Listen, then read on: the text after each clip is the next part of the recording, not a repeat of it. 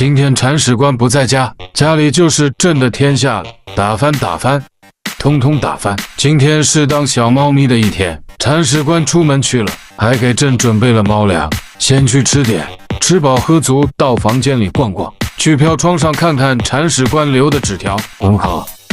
看样子是给朕的拆家攻略，先从桌子开始，跳进垃圾桶，爬上桌子，让朕来看看桌子上都有什么东西。台灯踢掉踢掉，香烟打飞打飞，笔记本也扔掉，上去看看，碗也拍掉，渴了喝口咖啡，再把铲屎官的蛋糕吃掉。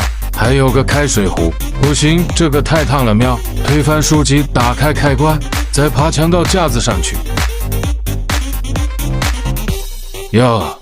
铲屎官的小人偶全都拍掉拍掉，再往前走，爬上空调，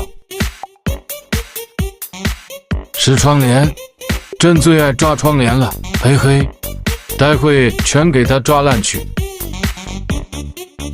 柜子挡住路了，看朕给他踹开，谁也不能阻挡朕的脚步。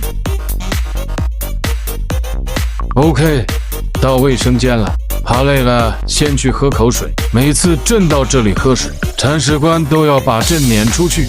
现在他不在家，朕要喝个够。喝完继续拆家，从这里爬上洗手台，再沿着墙一直走，再爬上水管，就出去了。猫咪体验卡到期了，溜了溜了。